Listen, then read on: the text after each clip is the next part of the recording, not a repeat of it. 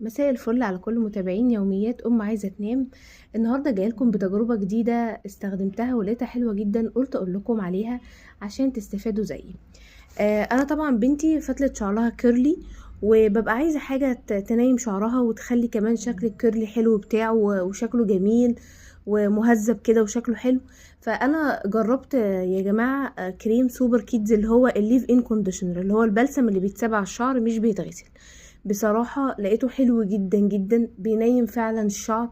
بيخلي شكله كده حلو قوي وتحس ان هو متسرح وناعم وجميل. وانا خلصت اهو اول علبة، وجبت العلبة التانية، هو ب150 جنيه. بصراحة اولا بيقعد وقت طويل جدا، العلبة كبيرة، حلو جدا جدا. انا شخصيا بحطه كتير على شعري لما ببقى عايزه بقى انيم شعري يبقى شكله كده مهذب وجميل، بحطه حلو جدا.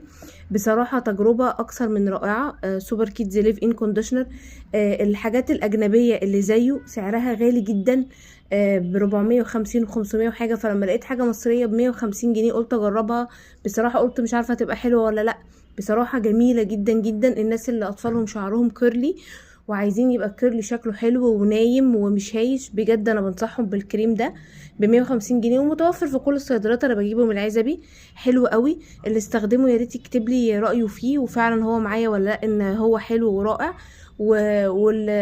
واتمنى ان انتوا تكتبوا لي دايما ارائكم وتجاربكم، ولو عايزين اي حاجه اعملها لكم قولوا لي برضه.